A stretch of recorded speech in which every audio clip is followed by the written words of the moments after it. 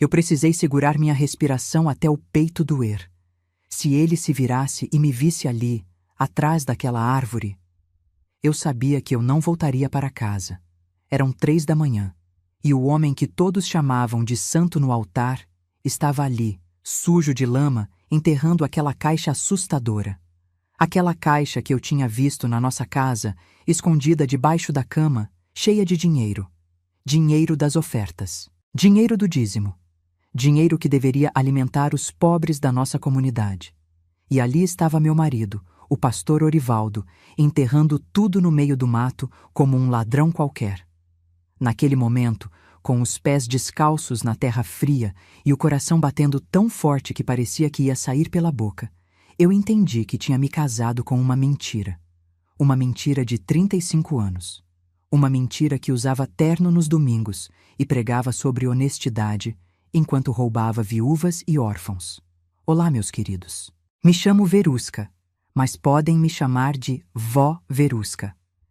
Tenho 87 anos e nasci aqui no interior de Pernambuco em 1938, numa época em que mulher não tinha voz e quando falava era para baixo. Hoje eu quero compartilhar com vocês uma história que guardei trancada no fundo da minha alma por mais de 34 anos. Uma história sobre fé, sobre mentira, sobre um homem que enganou uma cidade inteira usando a palavra de Deus como escudo. E eu, coitada de mim, fui a maior enganada de todas. Antes de começar, queria pedir para vocês deixarem nos comentários de onde estão assistindo esse vídeo. Me dá um quentinho no coração saber que minha voz está chegando longe, que não estou falando sozinha. E se puderem, deixem aquele joinha que ajuda esta velhinha aqui a continuar contando suas histórias. Vou precisar de vocês do meu lado nessa jornada, porque o que vou contar aqui, até hoje dói como se fosse ontem. Tudo começou em 1955. Eu tinha apenas 17 anos e morava com meus pais, seu Casimiro e Dona Palmira, numa casinha simples de taipa no distrito de Flores, bem no sertão de Pernambuco. Era um tempo difícil, meus queridos. A seca castigava nossa terra, o sol rachava o chão de tão forte e a gente vivia com o mínimo do mínimo. Meu pai trabalhava na roça de um fazendeiro, seu Aristides, e minha mãe fazia uns bordados para vender na feira. Eu era a mais velha de 7 irmãos.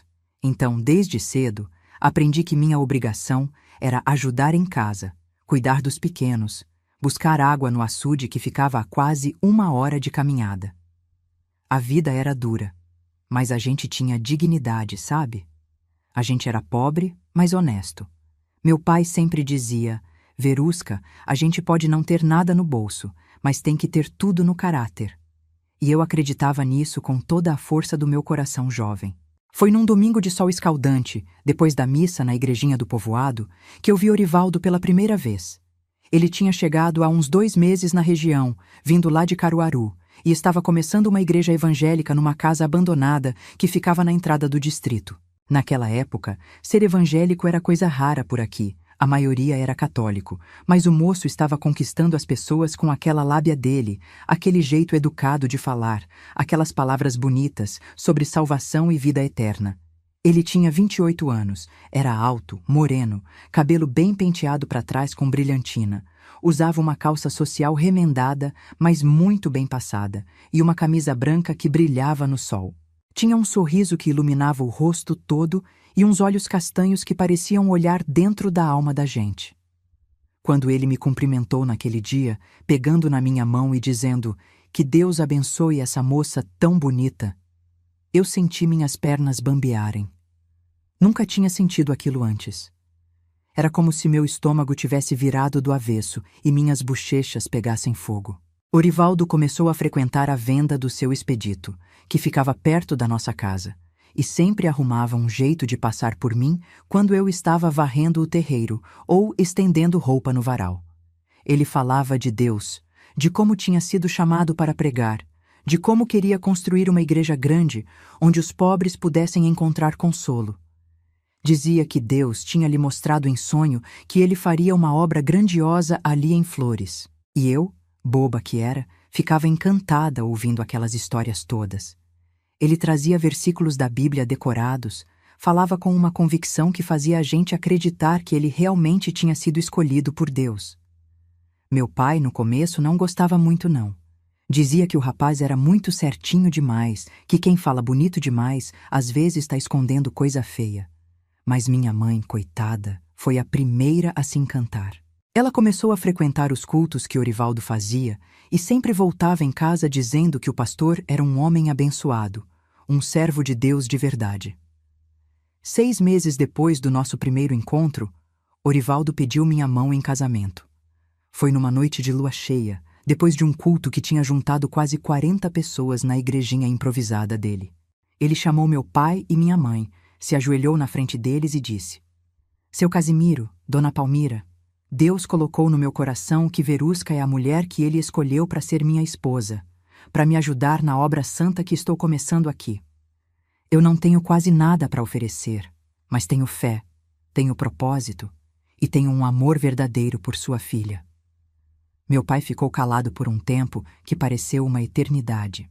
Olhou para mim, olhou para minha mãe, olhou para o Orivaldo ajoelhado ali no chão de terra batida, depois suspirou fundo e disse: Se é da vontade de Deus e da vontade da menina, quem sou eu para impedir? Eu, claro, disse sim na mesma hora.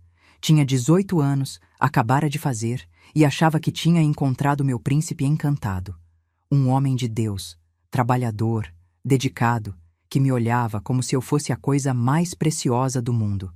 Como eu podia imaginar o inferno que estava por vir? Casamos em março de 1956, numa cerimônia simples na igrejinha. Não tinha nem 30 pessoas no total, mas para mim foi o dia mais feliz da minha vida. Usei um vestido branco que minha mãe costurou com retalhos que conseguiu na feira, uma flor de plástico no cabelo que a vizinha me emprestou e descalça mesmo porque não tinha sapato. Orivaldo estava bonito com um terno emprestado do seu Venâncio, o comerciante que tinha se convertido há pouco tempo. Fizemos os votos ali, na frente de todo mundo, e ele prometeu me amar, me respeitar e me proteger até que a morte nos separasse. Prometeu que construiríamos juntos a obra de Deus, que eu seria sua companheira em todos os momentos, na alegria e na tristeza, na fartura e na escassez. E eu acreditei em cada palavra. Acreditei com uma fé cega que só os jovens e os tolos têm. Fomos morar numa casinha de 2 cômodos que a igreja, que já tinha uns 50 membros fiéis, tinha ajudado a construir pra gente. Era simples, bem simples mesmo. Um quarto com uma cama de madeira e um baú velho, e uma sala que servia de cozinha, sala de estar e lugar de oração tudo junto. Não tinha banheiro dentro, a gente usava uma casinha lá no fundo do quintal. Não tinha energia elétrica, acendíamos lamparina de querosene quando escurecia. A água vinha de um poço que ficava a uns 200 metros dali. Mas para mim aquilo era um palácio, meus queridos. Era nosso. Era o começo da nossa vida juntos, da nossa família, dos nossos sonhos. Eu acordava antes do sol nascer para preparar o café para o Orivaldo, ele saía para visitar os membros da igreja, para pregar na praça, para converter almas. Voltava no final da tarde e a gente jantava junto, lia a Bíblia, orava. Eram tempos simples, mas eu era feliz. Ou pelo menos achava que era. Os primeiros sinais de que algo estava errado começaram bem devagar, tão devagar que eu nem percebi no começo. Orivaldo começou a fazer viagens para cidades vizinhas, dizia que ia pregar em outras igrejas, que estava expandindo a obra. Ficava fora 2, 3 dias, voltava sempre com histórias de conversões maravilhosas, de milagres que tinha presenciado, de almas que tinha ganhado para Cristo. E eu, bobona, ficava orgulhosa do meu marido. Achava lindo aquele zelo todo pela obra de Deus. Mas teve uma vez, devia ser uns 8 meses depois do casamento, que ele voltou de uma dessas viagens com uma quantia de dinheiro que me espantou. Eram umas notas velhas, amareladas, enroladas num pano velho. Perguntei de onde tinha vindo aquilo tudo, e ele disse que um fazendeiro rico de Pesqueira tinha feito uma oferta generosa para a obra.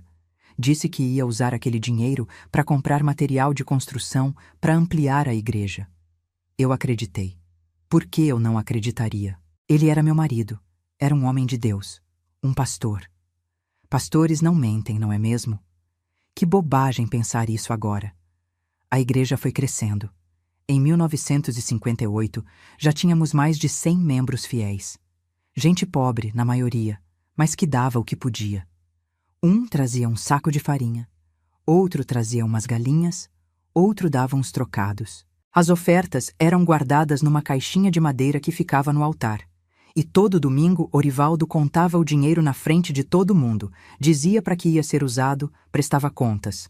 Ou pelo menos era o que ele dizia que fazia. Mas eu comecei a notar umas coisas estranhas. Por exemplo, ele disse que tinha usado 50 mil réis para comprar telhas para a igreja. Mas quando o seu Irineu, que vendia material de construção, veio me cumprimentar na feira, comentou que tinha feito um bom preço para o pastor. Só 30 mil réis. Fiquei com aquilo na cabeça. Perguntei para o Orivaldo à noite e ele ficou bravo. Disse que eu não devia ficar questionando as coisas da igreja, que eu era mulher e não entendia de números e negócios. Disse que o seu Irineu devia ter se confundido, que tinha comprado outras coisas além das telhas. Me fez sentir pequena, burra, intrometida. Eu pedi desculpas e nunca mais toquei no assunto. Em 1960, eu engravidei da nossa primeira filha, Edith. Foi uma gravidez difícil. Tive enjoos terríveis nos primeiros meses, dores nas costas e inchaço nas pernas. Orivaldo ficou mais ausente ainda durante esse período. Dizia que tinha que trabalhar mais para garantir o sustento da família que estava crescendo. Mas eu notava que ele chegava em casa cada vez mais tarde, às vezes cheirando a bebida. Isso me confundia porque ele pregava contra o álcool nos cultos. Dizia que era obra do demônio. Quando eu questionava, ele dizia que tinha estado em alguma casa de membro da igreja e que tinham oferecido cachaça e ele tinha tomado só um golinho para não desagradar, que não era pecado social nenhum. Eu queria acreditar nele, mas alguma coisa dentro de mim começou a gritar que tinha algo errado. Aquela vozinha que a gente tem lá no fundo, sabe? Aquela que a gente finge que não está ouvindo porque é mais fácil continuar na mentira do que enfrentar a verdade. Edith nasceu em fevereiro de 1961, numa madrugada fria de chuva forte. O parto foi em casa, com a parteira Dona Olívia, porque não tinha hospital na região. Foi sofrido, meus queridos. Doeu como se estivessem me partindo ao meio. Gritei tanto que acordei metade do povoado. Orivaldo não ficou comigo durante o parto. Disse que não era lugar de homem, que ia ficar na igreja orando. Só apareceu quando já tinha amanhecido e a menina já estava lavada e embrulhada num pano limpo. Olhou para ela, disse que era bonita, que Deus tinha abençoado nossa família. Mas eu vi nos olhos dele uma frieza que me gelou. Não tinha aquele brilho que se espera de um pai vendo a filha pela primeira vez. Tinha mais uma cara de preocupação, de incômodo. Como se a criança fosse um problema a mais. Um fardo. Mas eu estava tão cansada, tão dolorida, tão cheia de hormônios, que pensei que estava imaginando coisas. Os anos foram passando e a situação foi piorando devagarzinho. A igreja continuou crescendo.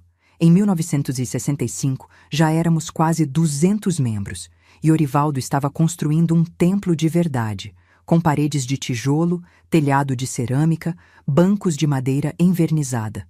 Era um projeto ambicioso demais para uma comunidade pobre como a nossa. Eu ficava me perguntando de onde vinha tanto dinheiro. As ofertas dos membros não davam nem para metade daquilo tudo. Mas eles sempre tinham uma explicação. Um doador anônimo, uma herança de um parente distante, uma oferta de uma igreja grande de Recife. E tinha sempre aquelas viagens misteriosas que se tornaram mais frequentes. Ele sumia por uma semana inteira. Voltava com mais dinheiro, mais histórias. Eu tinha tido mais 3 filhos nesse meio tempo. Cleonice em 1963, Osvaldo em 1966 e Nair em 1968. 4 bocas para alimentar, 4 crianças pequenas que precisavam de mim o tempo todo. Eu estava exausta, magra demais, sempre doente. E o Orivaldo cada vez mais distante, mais secreto, mais estranho. Foi em 1970 que comecei a desconfiar seriamente que meu marido estava roubando da igreja. Eu tinha ido visitar a dona Iracema, uma viúva que frequentava os cultos e que estava doente, acamada. Ela me recebeu chorando, dizendo que não tinha o que comer, que não tinha dinheiro nem para comprar o remédio que o médico tinha receitado. Eu fiquei chocada porque ela tinha dado uma oferta grande no último culto. Eu tinha visto ela colocar um envelope grosso na caixinha. Ela me explicou que aquele dinheiro era tudo o que ela tinha, que era da venda de uma cabra, e que o pastor tinha dito que Deus ia multiplicar aquela oferta, que se ela plantasse com fé, ia colher 100 vezes mais. Mas não tinha chegado nada, nenhuma ajuda.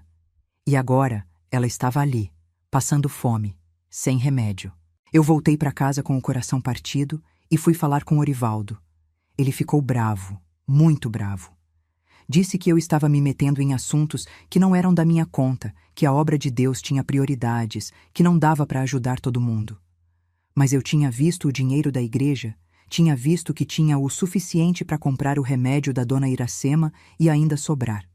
Aquela noite eu não consegui dormir. Fiquei olhando para o teto da nossa casa, que agora era maior, com 4 cômodos, bem melhor que a casinha velha, e me perguntando quem era o homem deitado ao meu lado. As coisas ficaram tensas entre a gente. Eu comecei a prestar mais atenção, a observar melhor, e percebi um monte de coisa estranha que eu tinha fingido não ver antes. Por exemplo, o Orivaldo tinha comprado uma caminhonete usada em 1968, dizendo que era para facilitar as viagens da igreja. Mas eu via a caminhonete parada na frente de casa quase todo dia, e ele saindo de madrugada a pé, voltando só no outro dia. Para onde ele ia? O que fazia? Tinha vezes que ele chegava com as roupas sujas de barro, as unhas pretas de terra. Quando eu perguntava, ele dizia que tinha ajudado um irmão a plantar, que tinha feito uma obra na casa de alguém. Mas os membros da igreja nunca confirmavam essas histórias quando eu perguntava com jeito. E tinha aquela gaveta trancada no armário do nosso quarto. Ele guardava a chave sempre no bolso, nunca deixava em casa. Um dia, em 1972, eu encontrei a chave caída no chão. Devia ter escorregado do bolso dele. Meu coração disparou. Era errado mexer nas coisas do meu marido, eu sabia. Mas alguma coisa mais forte que a minha vontade me fez pegar aquela chave e abrir a gaveta quando ele saiu para a igreja. O que eu vi dentro daquela gaveta me fez o mundo girar. Tinha dinheiro, muito dinheiro. Notas novas, notas velhas, tudo empilhado, enrolado em elásticos, guardado em envelopes. Tinha até moedas de ouro antigas. Devia ter ali o equivalente a 5, 6 anos de trabalho de um trabalhador rural. Meus dedos tremeram quando peguei um dos maços. Como? De onde tinha vindo tudo aquilo? Eu sabia que não era do trabalho honesto dele. Pastores não ganham dinheiro assim. A igreja pagava um salário simbólico para ele, mal dava para sustentar a família. Aquilo ali era das ofertas. Aquilo ali era do dinheiro que os pobres, as viúvas, os doentes davam achando que estava indo para a obra de Deus. Aquilo ali era roubo. Minha cabeça começou a doer, minha vista escureceu, minhas pernas bambearam. Sentei na cama e comecei a chorar. Chorei tanto que meus olhos ficaram inchados, a garganta fechou. Como eu tinha sido tão cega! Como eu não tinha visto! E o pior, o que eu ia fazer com aquela informação? Se eu denunciasse meu marido, ele ia preso. Meus filhos iam ficar sem pai. Eu ia ficar desamparada, sozinha, com 4 crianças para criar. A comunidade inteira ia me culpar por destruir o pastor, o homem de Deus. Ninguém ia acreditar em mim. Afinal, quem eu era? Só a mulher dele, a dona de casa ignorante que mal sabia ler direito. Guardei tudo de volta na gaveta exatamente como estava. Tranquei de novo e coloquei a chave no mesmo lugar onde tinha caído.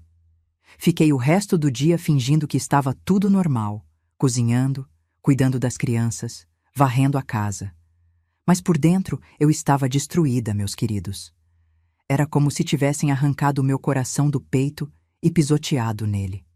Toda vez que olhava para o Orivaldo, via um estranho, um mentiroso, um ladrão vestido de santo.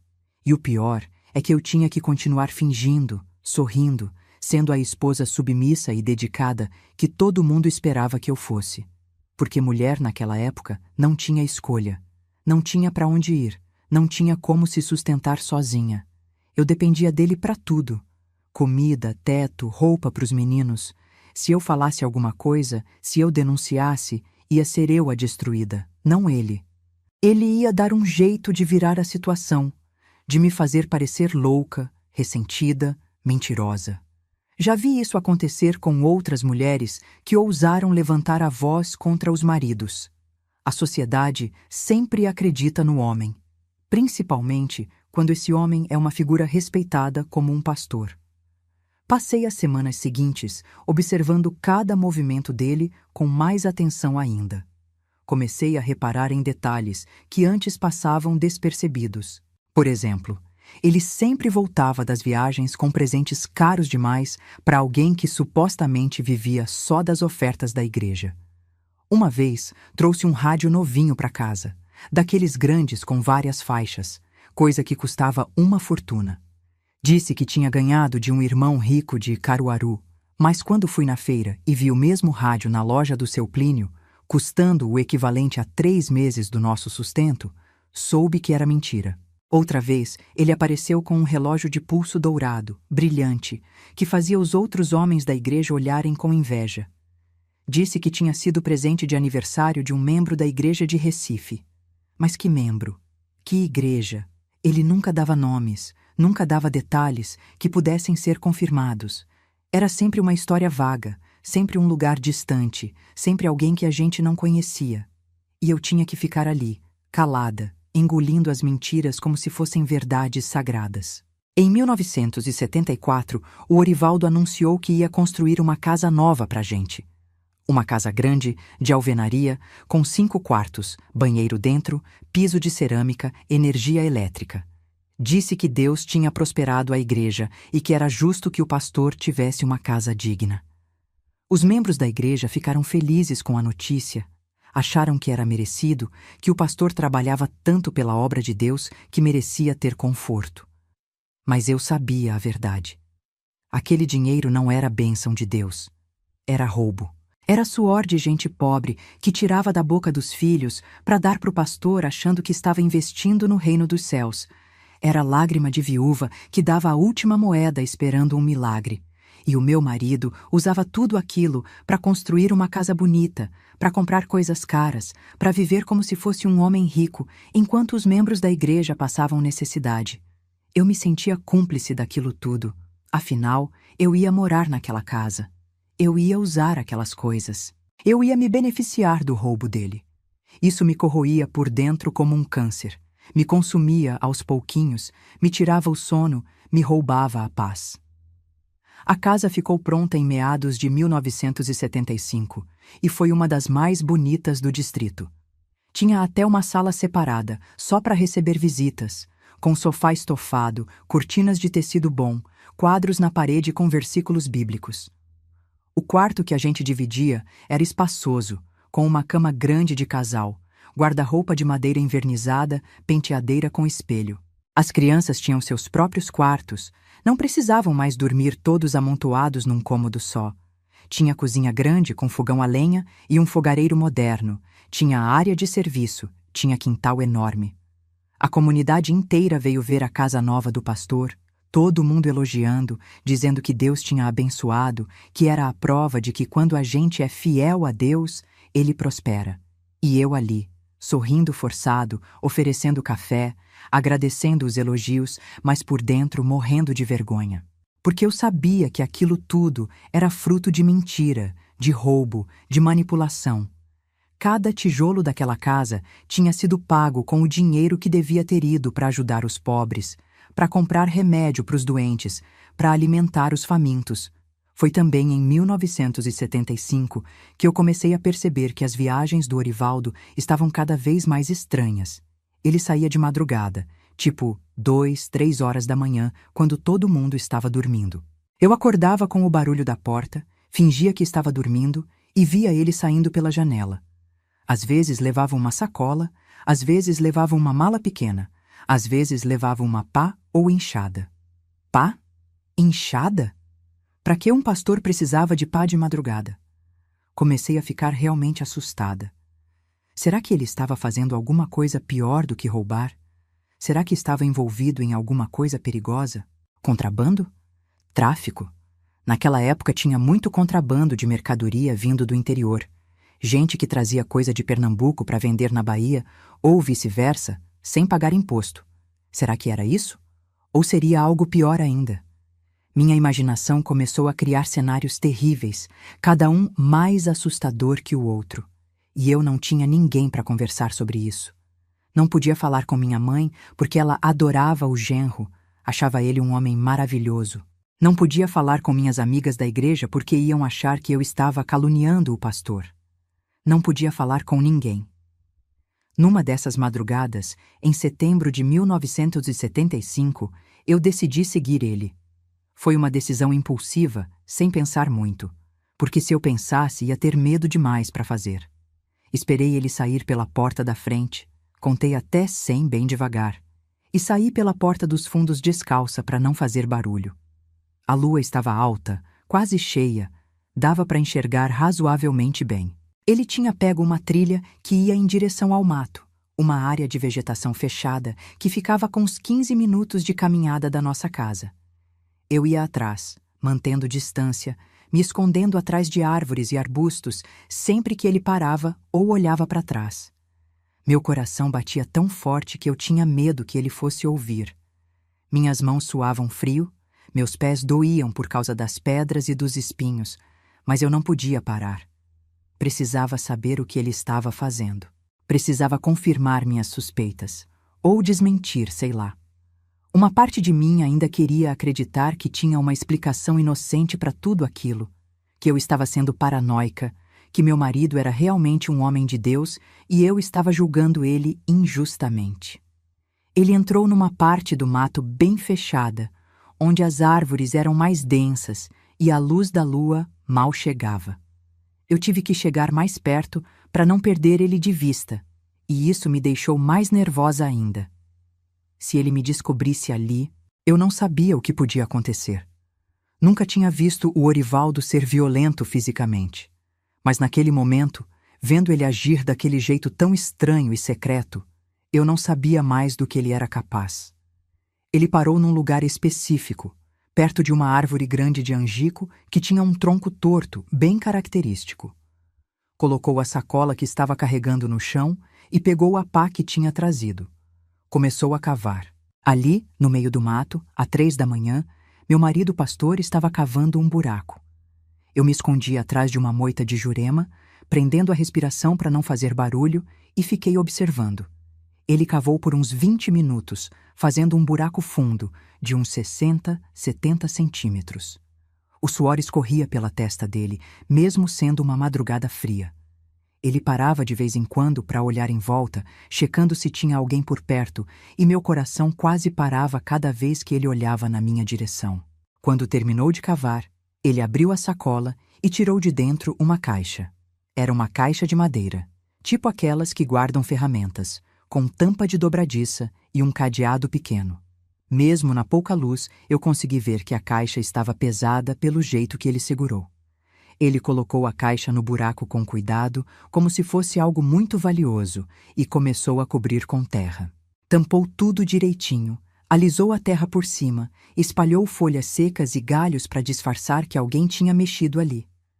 Depois pegou umas pedras grandes e colocou por cima, como se fosse uma coisa natural, nada que chamasse a atenção de quem passasse por ali. Ficou ali parado por uns minutos, olhando para o lugar, e até de longe eu podia sentir a tensão no corpo dele. Depois pegou a pá, a sacola vazia, e voltou pelo mesmo caminho que tinha vindo. Eu esperei ele sumir completamente de vista antes de me mexer. Minhas pernas estavam tremendo tanto que mal conseguiam me sustentar. O que eu tinha acabado de ver? O que tinha naquela caixa? Dinheiro? Provavelmente era dinheiro. O dinheiro roubado da igreja que ele estava escondendo. Mas por quê? Por que enterrar no mato em vez de guardar em casa, em banco, em qualquer outro lugar? Voltei para casa antes dele, entrei pela porta dos fundos, deitei na cama fingindo que estava dormindo. Quando ele chegou uns minutos depois, fingi que acordei com o barulho, perguntei sonolenta onde ele tinha ido. Ele disse que tinha acordado e não conseguia dormir, que tinha ido caminhar um pouco, pensar, orar. Mentira. Tudo mentira. Eu fiquei deitada ali ao lado dele pelo resto da noite, sem conseguir pregar o olho, com milhares de pensamentos passando pela minha cabeça. Devia voltar lá e desenterrar a caixa para ver o que tinha dentro? Devia confrontar ele com o que eu tinha visto? Devia contar para alguém? Mas contar para quem? E se contasse, quem ia acreditar em mim? Eu não tinha prova nenhuma, só a minha palavra contra a dele. E ele era o pastor respeitado, o homem de Deus, enquanto eu era só a esposa que devia obediência e silêncio. Fiquei ali, olhando para o teto, ouvindo a respiração dele ao meu lado e me sentindo a mulher mais sozinha do mundo inteiro. Nos dias seguintes, tentei agir normal, mas era impossível. Toda vez que olhava para ele, via um estranho, um mentiroso, um ladrão e, o pior, um manipulador que usava a fé das pessoas para enriquecer. Ele subia no púlpito todo domingo, abria a Bíblia, pregava sobre honestidade, sobre dar a Deus o que é de Deus, sobre como as riquezas terrestres eram passageiras e a única riqueza que importava era a do céu. Pregava sobre como o amor ao dinheiro era a raiz de todos os males. E os membros da igreja ouviam tudo aquilo com lágrimas nos olhos, emocionados, convencidos de que estavam diante de um homem santo. Davam suas ofertas, seus dízimos, às vezes mais do que tinham condições de dar, porque acreditavam que Deus ia multiplicar, que iam ser abençoados. E o Orivaldo pegava tudo aquilo e guardava para ele. Não usava para ajudar os necessitados. Não usava para melhorar a igreja. Usava para construir casa, comprar coisas e esconder no mato como um bandido qualquer. Como eu podia continuar vivendo com um homem assim? Como eu podia deitar na mesma cama, comer na mesma mesa, criar os filhos junto com alguém que era podre por dentro? Mas eu não tinha escolha. Mulher separada em 1975, no interior de Pernambuco? Era a mesma coisa que ser prostituta aos olhos da sociedade.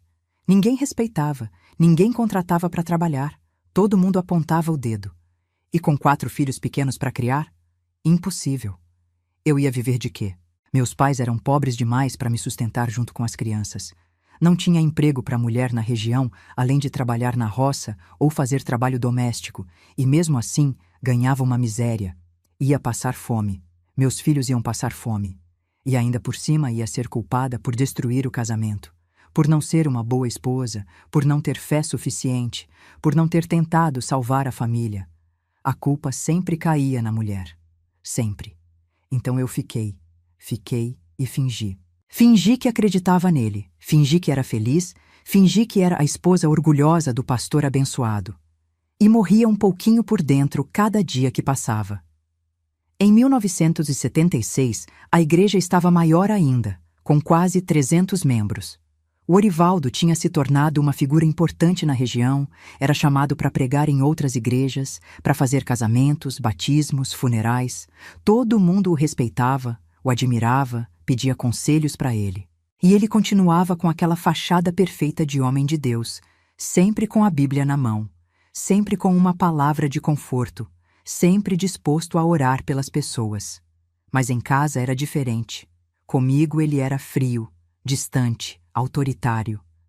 Não conversava sobre nada importante. Não perguntava como eu estava. Não demonstrava afeto. Era como se eu fosse só mais um móvel da casa. Algo necessário, mas sem valor real. E com os filhos também não era muito diferente. Ele os tratava como se fossem pequenos membros da igreja que precisavam se comportar direito para não manchar a reputação dele. Nunca brincava com eles, nunca abraçava, nunca dizia que os amava. Quando faziam alguma coisa errada, punia com severidade, trancava no quarto sem comer, fazia ficar de joelhos rezando por horas. Dizia que era disciplina bíblica, que a vara da correção era necessária para formar o caráter. Mas eu via que não era amor, era controle, era medo. Ele queria que tivessem medo dele para não questionarem, para não descobrirem quem ele realmente era. A situação financeira da gente continuou melhorando visivelmente, muito além do que seria normal para uma família de pastor numa igreja pobre do interior. Em 1978, o Orivaldo comprou outra caminhonete, dessa vez uma mais nova, quase zero. Disse que tinha conseguido um bom negócio, que um irmão rico de Garanhuns tinha vendido barato para ele. Mas eu já não acreditava em mais nada do que ele dizia. Sabia que aquele dinheiro vinha das ofertas, do dízimo, do dinheiro que devia estar sendo usado para ajudar os pobres. Sabia que em algum lugar, provavelmente enterrado no mato, ele tinha uma fortuna escondida. E não era só uma caixa. Eu tinha percebido que ele fazia aquelas saídas de madrugada pelo menos uma vez por mês, às vezes duas. Sempre levando sacola, sempre voltando sem ela. Estava criando um tesouro secreto, enterrado em lugares diferentes, protegido por mentiras e pela confiança cega que as pessoas depositavam nele. E eu era prisioneira desse segredo, porque se falasse alguma coisa, ia destruir minha família, minha reputação, minha vida inteira. Em 1980, aconteceu algo que mexeu comigo profundamente. A dona Hermínia, uma senhora de uns 65 anos que frequentava a igreja desde o começo, perdeu o marido. O seu Germano tinha trabalhado a vida inteira na roça e conseguido juntar um dinheirinho, uns 50 mil cruzeiros na época, que era uma quantia razoável. Ele deixou tudo para dona Hermínia antes de morrer, dizendo para ela guardar bem porque era o sustento dela para o resto da vida. Mas aí o Orivaldo foi visitar ela durante o luto e começou aquela conversa dele, dizendo que ela devia investir aquele dinheiro na obra de Deus, que se ela plantasse aquela semente com fé, Deus ia devolver 100 vezes mais, que era pecado guardar dinheiro, enquanto a igreja precisava expandir o reino de Deus.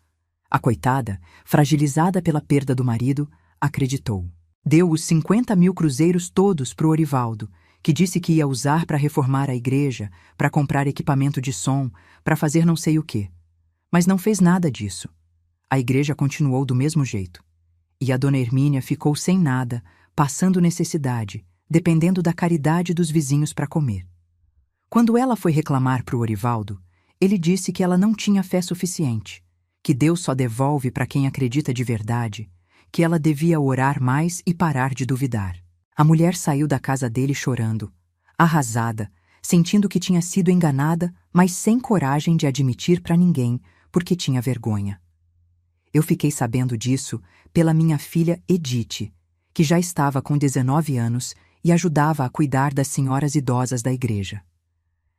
Ela me contou chorando, dizendo que não entendia como o pai podia ter feito aquilo, como ele podia ter pego o dinheiro todo da dona Hermínia sabendo que ela ia ficar sem nada. Eu não sabia o que responder. Não podia falar a verdade, que o pai dela era um ladrão, um manipulador, um farsante. Não podia destruir a imagem dele para os filhos. Não assim. Então disse que devia ter um mal-entendido, que o pai com certeza ia usar o dinheiro para ajudar a igreja, e que de alguma forma isso ia beneficiar a dona Hermínia também. Mas a Edith não era boba. Ela tinha herdado minha inteligência. Ela olhou para mim com aqueles olhos de quem sabe que está ouvindo mentira e disse: "A senhora está defendendo ele porque é obrigada, né, mãe? Porque é esposa dele. Mas a senhora também sabe que isso não está certo." Fingi que não tinha ouvido e mudei de assunto.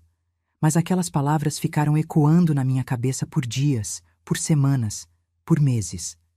Foi em 1982 que eu decidi que precisava fazer alguma coisa. Não aguentava mais viver naquela mentira, naquela farsa. Não aguentava mais ver gente pobre sendo enganada, sendo roubada, enquanto meu marido enriquecia às custas da fé deles. Mas o que eu podia fazer? Não tinha como ir na polícia porque não tinha prova de nada. As ofertas eram dadas voluntariamente, não tinha como provar que ele estava desviando. E mesmo que provasse, quem ia acreditar numa mulher acusando o próprio marido? Iam dizer que eu estava ressentida, que estava querendo destruir ele por algum motivo pessoal. Então decidi que ia confrontar ele diretamente. Ia falar tudo o que sabia, tudo o que tinha visto, e exigir que ele mudasse, que devolvesse o dinheiro, que parasse com as mentiras, que fosse honesto pelo menos uma vez na vida.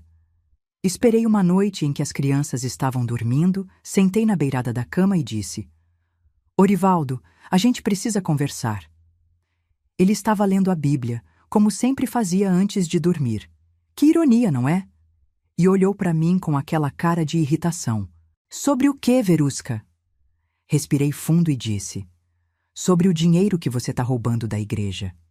O silêncio que se seguiu foi ensurdecedor. Ele ficou me olhando por uns segundos que pareceram horas, sem piscar, sem mover um músculo. Então fechou a Bíblia devagar, colocou na mesinha de cabeceira e disse com uma voz baixa e perigosa que eu nunca tinha ouvido antes: "Você não sabe do que está falando." Mas eu não ia desistir. Contei que tinha visto o dinheiro na gaveta anos atrás. Contei que tinha seguido ele naquela madrugada e visto ele enterrando a caixa no mato. Contei que sabia das mentiras sobre as ofertas, sobre os presentes caros, sobre tudo. Ele escutou tudo em silêncio, com aquela expressão fria, assustadora. Quando terminei de falar, ele levantou da cama, veio até onde eu estava, ficou parado na minha frente, olhando de cima para baixo, e disse: "Se você falar isso para alguém, você vai destruir essa família. Os meninos vão ficar sem pai, sem casa, sem nada. Você vai ficar sem nada. E ninguém vai acreditar em você.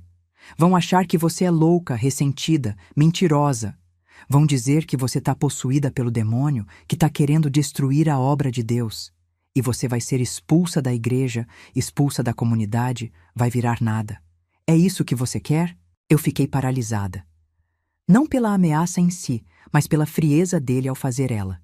Não tinha raiva, não tinha desespero, não tinha nada. Era só um cálculo frio de como me fazer calar. Ele não negou nada do que eu tinha dito. Não tentou se justificar, não tentou dizer que eu estava enganada. Só deixou claro que se eu falasse, quem ia se ferrar era eu, não ele. E o pior é que eu sabia que ele estava certo. A sociedade ia destruir eu, não ele. Então baixei a cabeça e não falei mais nada. Ele voltou para a cama, pegou a Bíblia de novo e continuou lendo como se nada tivesse acontecido. E eu fiquei ali sentada, tremendo, chorando por dentro, percebendo que estava presa num casamento com um homem que não tinha consciência nenhuma, que era capaz de qualquer coisa para proteger seus segredos. A partir daquele dia, algo mudou entre a gente. Ele sabia que eu sabia. E eu sabia que ele sabia que eu sabia. Vivíamos numa tensão constante, numa guerra silenciosa, onde cada um fingia que estava tudo bem, mas por baixo tinha um abismo de mentiras e ressentimento. Os anos seguintes foram os mais difíceis da minha vida. Continuei cumprindo meu papel de esposa do pastor, sorrindo para os membros da igreja, organizando as festas, visitando os doentes, cuidando da casa e dos filhos. Mas por dentro estava morta. Não sentia mais nada. Era como se tivesse virado um robô, só cumprindo funções, sem vida, sem alma. O Orivaldo continuou com suas atividades normalmente. A igreja cresceu ainda mais. Ele se tornou uma figura regional importante. Foi eleito presidente da Associação de Pastores da região em 1985. Todo mundo o venerava, o considerava um exemplo de fé e dedicação. E eu ali, sendo cúmplice silenciosa de todos os crimes dele, carregando aquele peso terrível nas costas, sem poder dividir com ninguém. Meus filhos cresceram nesse ambiente de falsidade. Edith se casou em 1983 e saiu de casa. Acho que ela percebia que tinha algo muito errado e quis fugir. Cleonice seguiu o mesmo caminho, casou em 1985. Osvaldo e Nair ainda moravam com a gente, mas eu via que eles tinham uma relação distante com o pai. Não tinha afeto real ali, só medo e obrigação. Em 1988, o Orivaldo anunciou que ia construir uma sede nova para a igreja. Um prédio enorme, com capacidade para 500 pessoas, 2 andares, banheiros modernos, sala de reuniões, cozinha industrial. Era um projeto que ia custar uma fortuna, completamente desproporcional para uma comunidade pobre como a nossa. Ele disse que tinha conseguido uma doação grande de uma denominação de Recife, que tinham sido impressionados com o trabalho dele e queriam investir. Mais mentiras. Eu sabia de onde ia vir aquele dinheiro. Ia vir das caixas enterradas no mato, do dinheiro roubado ao longo de décadas, das ofertas desviadas, do dízimo que nunca chegou onde devia chegar. Ele estava tão confiante que nem se dava ao trabalho de inventar mentiras melhores. E ninguém questionava. Todo mundo aceitava tudo que ele dizia como se fosse verdade absoluta. Era enlouquecedor ver aquilo. Ver como as pessoas eram cegas, como acreditavam em qualquer coisa que um homem com uma Bíblia na mão falava. A construção começou em janeiro de 1989 e demorou quase 2 anos para ficar pronta. Durante todo esse período, o Orivaldo estava eufórico, empolgado, supervisionando cada detalhe da obra. Era o projeto da vida dele, o legado que ia deixar, a prova de que ele tinha sido um pastor bem-sucedido. E eu observava tudo com um misto de repulsa e fascínio. Fascinação pela capacidade dele de manter a farsa por tanto tempo, de enganar tanta gente, de viver uma vida dupla sem parecer ter nenhum remorso. Ele realmente acreditava que estava fazendo uma obra de Deus? Ou sabia que era tudo mentira e simplesmente não se importava? Nunca consegui decifrar isso. Às vezes eu achava que ele tinha se convencido das próprias mentiras, que tinha criado uma realidade alternativa na cabeça dele, onde ele realmente era um homem santo fazendo o trabalho do Senhor. Outras vezes, eu achava que ele era simplesmente um sociopata que usava a religião como ferramenta para manipular e roubar. Foi no final de 1989 que aconteceu algo que mudou tudo. Minha filha Nair, que tinha 21 anos na época, veio me procurar chorando, desesperada. Ela tinha descoberto uns documentos do pai escondidos no escritório dele que ficava anexo à igreja. Eram registros de ofertas, dízimos, doações, tudo muito bem anotado num caderno velho. Mas os valores anotados eram diferentes dos valores que ele declarava para os membros da igreja. Por exemplo, tinha uma anotação dizendo que o seu Aureliano tinha doado 100 mil cruzados em março de 1988, mas na prestação de contas para o conselho da igreja ele tinha declarado só 40 mil. A diferença tinha sumido. E tinha dezenas, centenas desses casos. Anos e anos de desvios documentados pelo próprio Orivaldo, provavelmente para ele mesmo não perder a conta de quanto estava roubando. A Nair estava em choque, dizendo que não podia acreditar que o pai dela era capaz daquilo, que ela sempre tinha achado ele um homem íntegro, apesar de frio e distante. Eu abracei minha filha e pela primeira vez em anos falei a verdade. Contei tudo.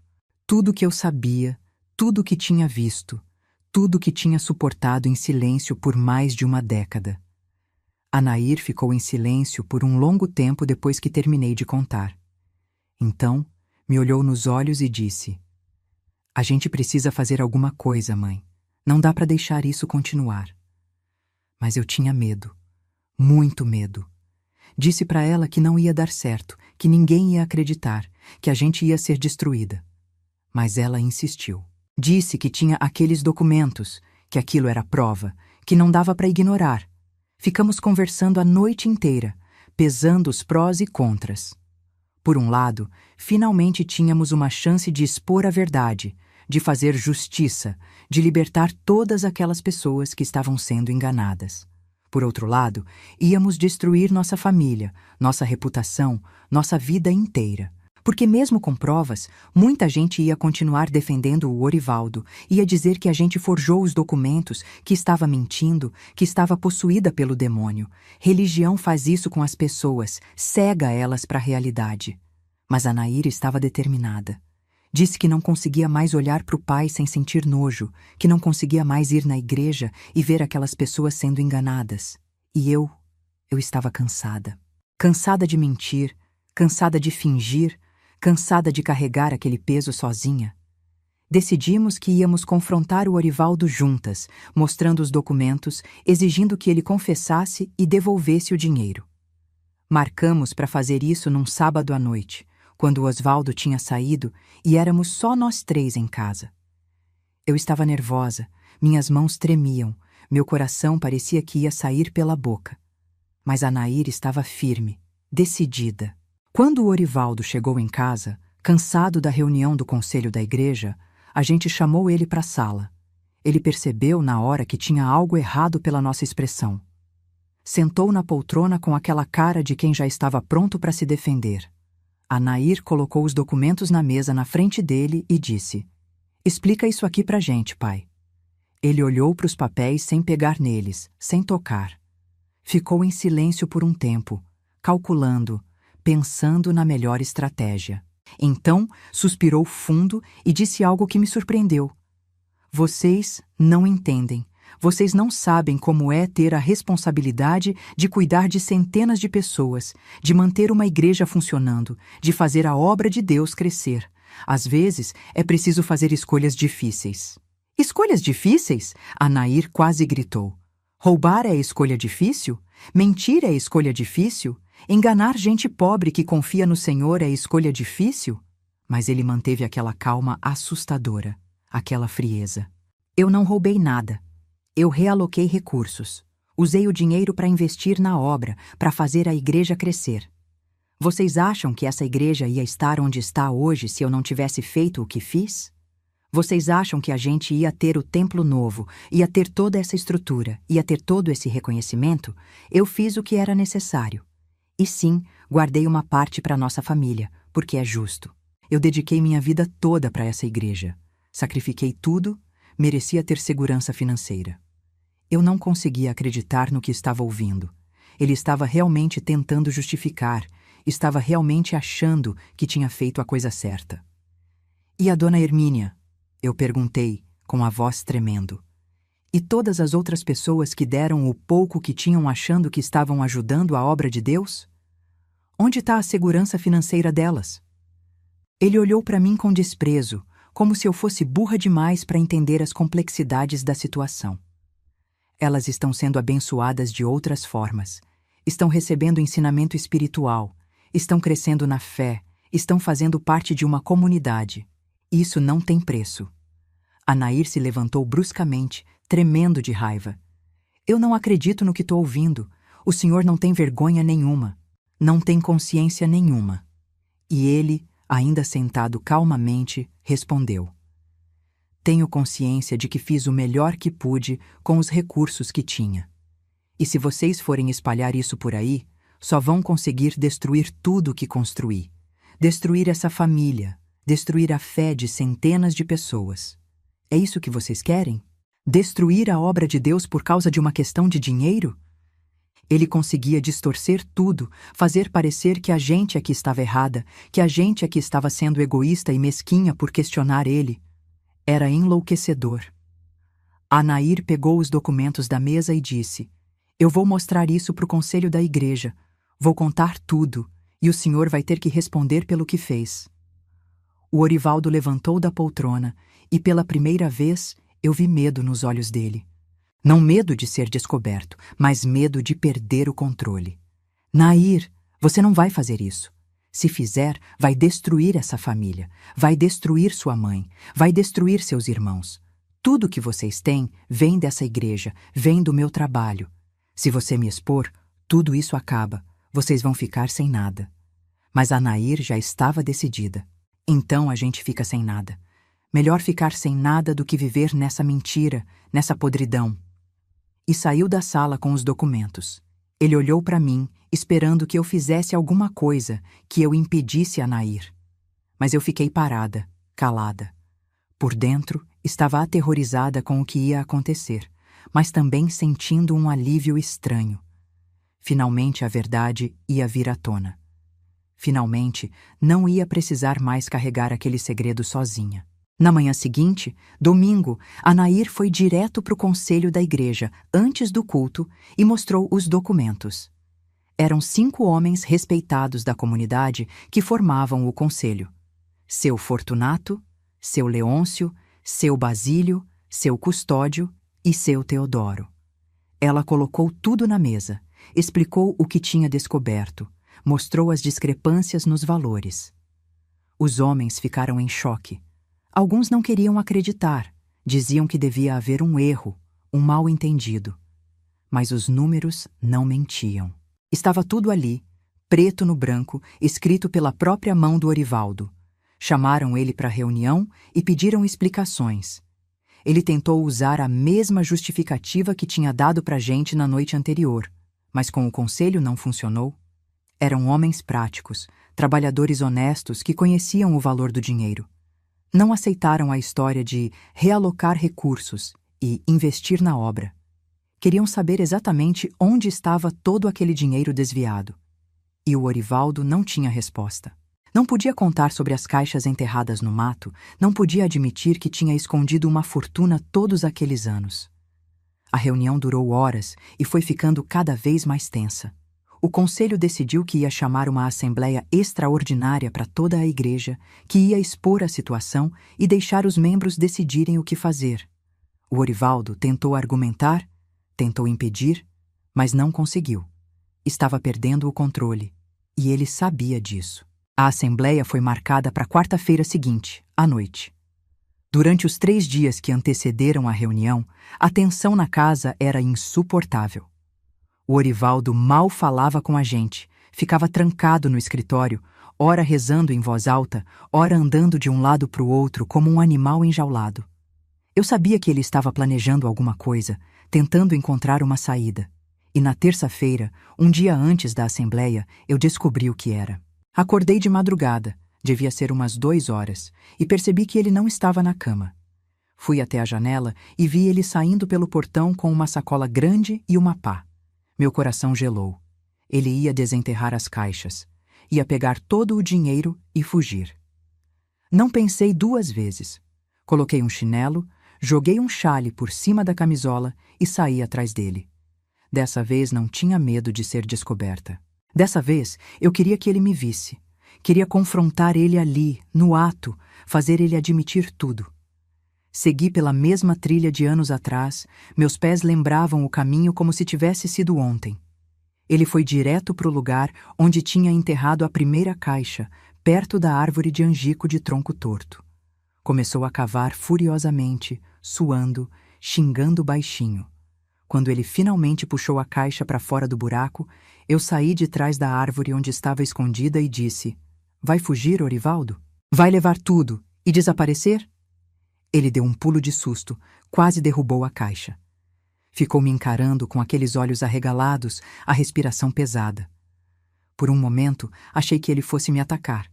Mas então ele largou a pá, se sentou no chão sujo de terra e começou a rir. Uma risada amarga, sem alegria. "Você me seguiu de novo. Claro que seguiu. Você sempre foi mais esperta do que fingia ser." Me aproximei devagar, olhando para a caixa ali no chão entre a gente. "Quanto tem aí dentro?" perguntei. Ele deu de ombros. "Não sei ao certo. Uns 3, 4 milhões de cruzados, talvez.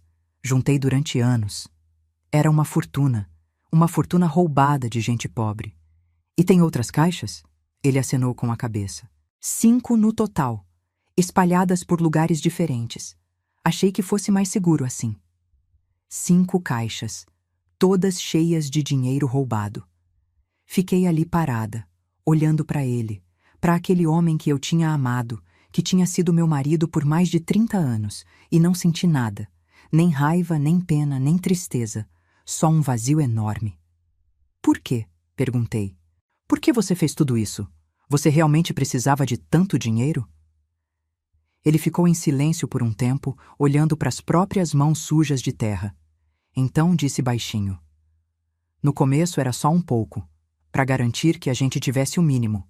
Mas aí percebi que era fácil, que as pessoas acreditavam em tudo que eu dizia, que bastava citar um versículo bíblico e elas me davam tudo que tinham. E aí virou um vício. Cada oferta que eu desviava era como uma vitória, uma prova de que eu era mais esperto que todo mundo, que eu conseguia enganar, manipular, me fazia sentir poderoso. Pelo menos ele estava sendo honesto pela primeira vez em décadas. "E Deus?" perguntei. "Você acredita em Deus?" Ele riu de novo, aquela risada sem humor. "Eu não sei, Verusca. Acho que no começo eu acreditava, mas aí fui percebendo que religião é só uma ferramenta de controle, que as pessoas acreditam no que querem acreditar, que fé é só desespero travestido de esperança. E eu usei isso. Usei a fé deles para ganhar poder, dinheiro, respeito. Fui bom nisso. Muito bom." Ele me olhou e tinha algo parecido com remorso nos olhos, mas não tenho certeza. "Você me odeia?" perguntou. Pensei na pergunta. Honestamente pensei. "Não", respondi. "Não te odeio. Só tenho pena. Pena porque você desperdiçou uma vida inteira com mentira. Poderia ter sido um bom homem, um bom marido, um bom pai. Mas escolheu isso. Apontei para a caixa no chão. Escolheu ser isso. Ficamos ali sentados no chão do mato por mais 1 hora, conversando. Ele me contou coisas que nunca tinha contado antes. Que a mãe dele tinha sido prostituta em Caruaru, que ele tinha crescido na pobreza extrema, que tinha entrado para a igreja porque era o único lugar onde conseguia comida de graça, que aprendeu cedo a mentir, a enganar, a sobreviver. Que quando decidiu ser pastor, não foi por chamado divino. Foi porque percebeu que era uma profissão que dava poder e respeito para alguém que não tinha nada. Que todo o personagem do homem de Deus era só isso, um personagem. Uma máscara que ele usava tão bem que às vezes até esquecia que estava fingindo. Contou que tinha tido outras mulheres durante nosso casamento, mulheres das cidades que visitava, prostitutas que pagava com o dinheiro roubado. Que eu nunca tinha significado muito para ele, além de ser a esposa perfeita que ele precisava ter para manter as aparências. Cada palavra era uma facada, mas ao mesmo tempo era libertador ouvir a verdade finalmente. Saber que eu não tinha sido louca todos aqueles anos, que meu instinto estava certo. Quando o sol começou a nascer, eu disse: "Você tem 2 opções. Ou você leva essas caixas todas, entrega para o conselho da igreja amanhã, confessa tudo e pede perdão. Ou eu vou na polícia e denuncio você por roubo. Sua escolha." Ele ficou olhando para mim como se estivesse vendo uma pessoa totalmente diferente. E acho que estava mesmo. Eu não era mais aquela menina de 17 anos que tinha se casado com ele. Não era mais a esposa submissa e calada. Era uma mulher de 52 anos que tinha suportado décadas de mentira e estava finalmente encontrando sua voz. "E se eu escolher fugir?" ele perguntou. "Não vou ter vida aqui mesmo depois da assembleia." Eu dei de ombros. "Então fuja, mas sem o dinheiro. O dinheiro fica para ser devolvido para os membros da igreja. Você pode levar o que é seu por direito, que não é nada além das roupas que estão no seu corpo." Ele sabia que eu estava falando sério. Sabia que dessa vez não ia conseguir me manipular. No final ele escolheu a covardia, como eu imaginava que ia fazer. Na manhã de quarta-feira, quando acordei, ele tinha sumido. Levou uma mala pequena com roupas e alguns objetos pessoais e desapareceu. Deixou um bilhete dizendo que não aguentava enfrentar a vergonha da exposição, que preferia começar de novo em outro lugar. Não pediu desculpas, não demonstrou remorso real, não se preocupou com o que ia ser de mim e dos filhos. Só fugiu como o covarde que sempre foi. E sabe de uma coisa, meus queridos? Eu sentia alívio, um alívio imenso, como se tivessem tirado um peso de 1000 quilos das minhas costas. Chamei a Nair e juntas fomos desenterrar as outras 4 caixas. Ela sabia mexer com pá melhor que eu. Então, foi ela que cavou a maioria. Levamos tudo para o conselho da igreja antes da assembleia. Quando os membros do conselho abriram as caixas e viram a quantidade de dinheiro que tinha ali, ficaram em choque absoluto. Eram milhões. Milhões de cruzados que tinham sido roubados ao longo de mais de 30 anos. A assembleia foi tumultuada. Muita gente chorou. Muita gente ficou revoltada. Muita gente não quis acreditar. Teve quem defendesse o Orivaldo mesmo com todas as provas, dizendo que ele tinha sido um bom pastor, que tinha feito a igreja crescer, que devia ter uma explicação. Teve quem me culpasse, dizendo que eu como esposa devia ter percebido antes, devia ter impedido, que eu também era responsável por ter ficado calada todos aqueles anos. E eles estavam certos nisso. Eu fui sim responsável por ter ficado calada, por ter sido cúmplice silenciosa. Carreguei essa culpa por muito tempo. Mas também sabia que as circunstâncias eram difíceis, que mulher naquela época não tinha voz, não tinha poder, que eu tinha feito o melhor que podia nas condições que tinha. O conselho decidiu que o dinheiro seria distribuído de volta para os membros da igreja proporcionalmente ao que cada um tinha dado ao longo dos anos. Era impossível calcular exatamente quanto cada pessoa tinha contribuído, então fizeram uma estimativa baseada nos registros que existiam e no testemunho das pessoas. Levou meses para fazer essa distribuição, mas no final, a maioria das pessoas recuperou pelo menos uma parte do que tinha dado. Eu e os filhos ficamos em situação difícil depois que o Orivaldo fugiu. A casa onde a gente morava era da igreja, então tivemos que sair. A comunidade se dividiu em relação a mim. Metade achava que eu tinha sido vítima tanto quanto eles. Metade achava que eu era cúmplice. Foi um período muito duro. A Edith e o marido dela me acolheram por alguns meses até eu conseguir me estabilizar. Arrumei trabalho como costureira, fazendo roupas por encomenda. Não ganhava muito, mas era honesto, era meu. Depois de alguns meses, consegui alugar uma casinha simples e recomeçar. A Nair veio morar comigo, me ajudou muito nesse período. O Osvaldo tinha saído de casa antes de todo o escândalo. Estava morando em Recife, então não foi tão afetado. Mas a Cleonice rompeu comigo por um tempo. Achava que eu devia ter ficado calada, que tinha destruído a família. Levou anos até a gente se reconciliar. Quanto ao Orivaldo, nunca mais tive notícias dele. Soube por terceiros que ele tinha ido para São Paulo, que tinha tentado começar outra igreja por lá, mas não tinha dado certo. Depois disseram que tinha voltado para o Nordeste, para Paraíba ou Alagoas, mas nunca confirmei nada. Ele simplesmente desapareceu da minha vida. Os anos se passaram devagar. A ferida da traição e da vergonha pública foi cicatrizando aos poucos, mas a cicatriz ficou. Em 1995, a igreja que o Orivaldo tinha fundado mudou completamente de liderança e de rumo. Trouxeram um pastor de fora, um homem idoso e humilde chamado Juvenal, que morava numa casinha simples e não aceitava salário nenhum da igreja, além de uma ajuda de custo mínima. Ele foi transparente com tudo, prestava contas de cada centavo e, aos poucos, foi recuperando a confiança da comunidade. A igreja sobreviveu ao escândalo e até cresceu mais, não em número de membros, mas em solidez e integridade. Eu voltei a frequentar os cultos depois de alguns anos, não porque tinha esquecido ou perdoado o que tinha acontecido, mas porque precisava de comunidade, precisava de fé. A fé verdadeira, não aquela manipulada e distorcida que o Orivaldo pregava. Aprendi a separar Deus dos homens que usam o nome dele para fins egoístas. Aprendi que religião pode ser linda ou pode ser arma, dependendo de quem está usando. Em 2000, 10 anos depois do escândalo, eu estava na feira comprando verdura quando uma mulher veio falar comigo. Era magra, vestia roupa simples, tinha olhar cansado. Ela se apresentou como Dalva e disse que era a segunda esposa do Orivaldo. Quase deixei cair a cesta que estava segurando. Segunda esposa? Ela explicou que tinha se casado com ele em 1992, numa cidade do interior da Paraíba, que ele tinha mentido dizendo que era viúvo, que tinha construído outra história toda. Disse que tinha vivido com ele por 4 anos, até descobrir que ele tinha outra família, uma terceira mulher em Alagoas. Quando confrontou ele, ele fugiu de novo, desapareceu. Ela tinha ficado sabendo da história dele, aqui em Pernambuco por acaso, conversando com alguém na rodoviária, e tinha decidido me procurar. Queria saber se eu sabia onde ele estava. Disse que não queria saber, que ele podia estar em qualquer lugar ou em lugar nenhum. Conversamos por 1 hora, comparando nossas experiências, nossas histórias.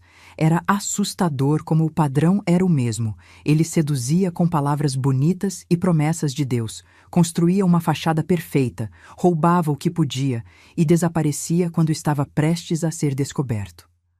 A Dalva me contou que ele tinha feito a mesma coisa na Paraíba.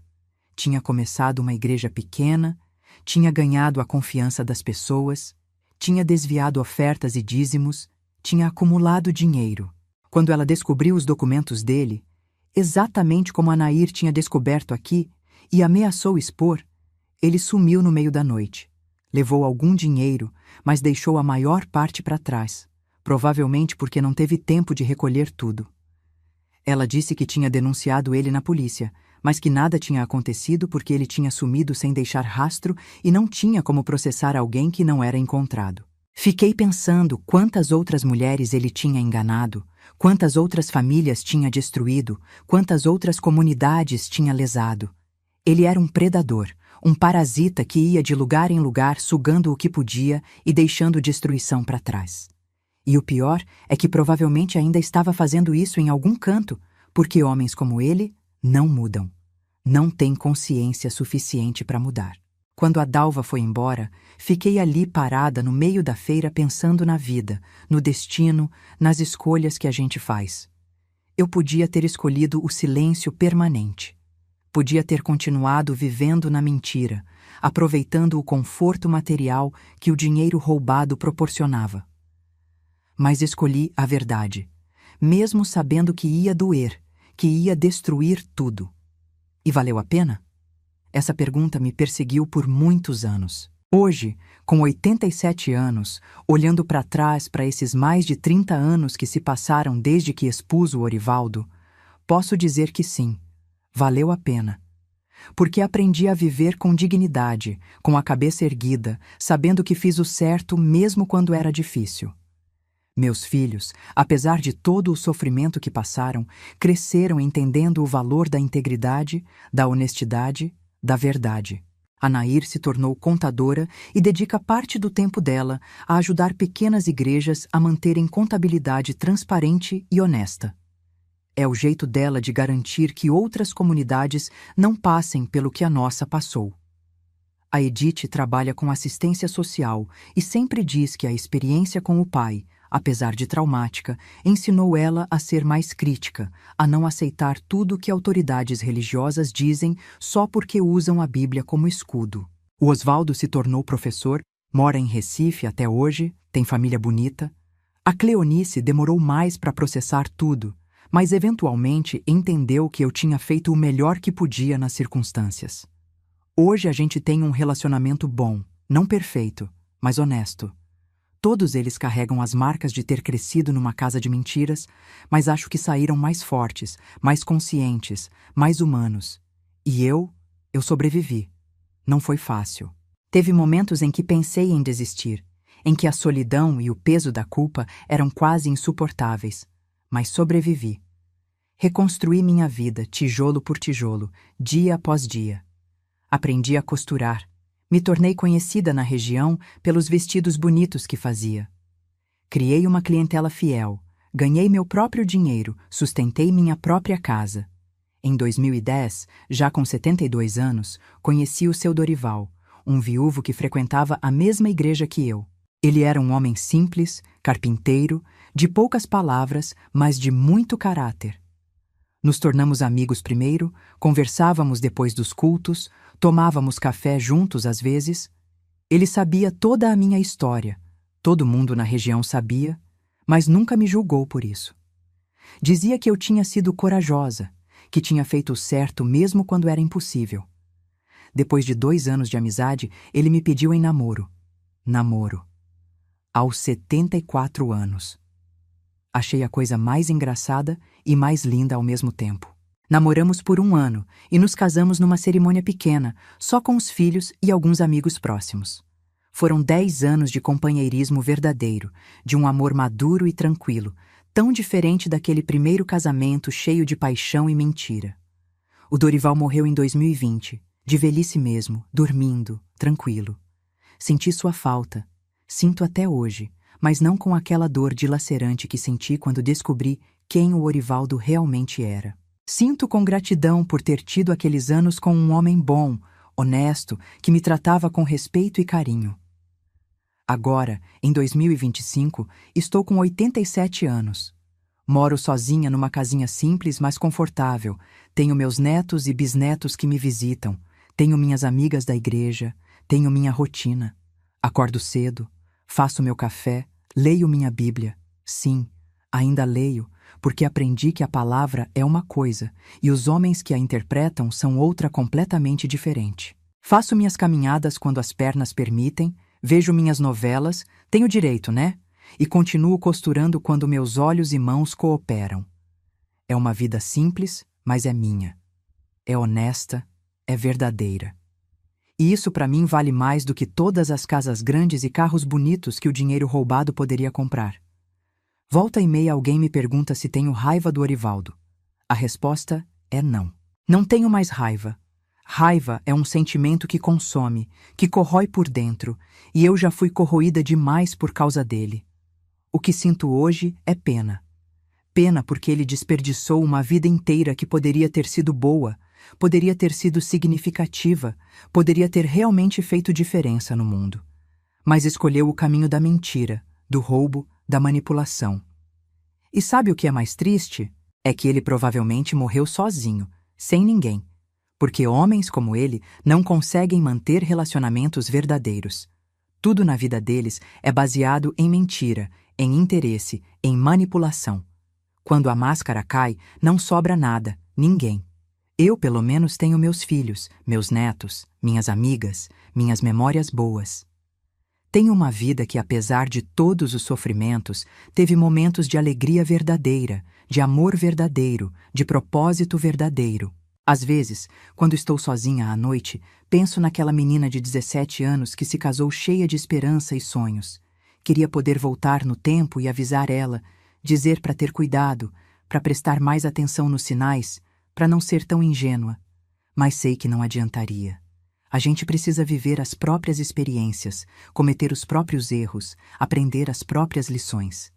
E a maior lição que aprendi é que a verdade, por mais dolorosa que seja, é sempre melhor que a mentira. Sempre.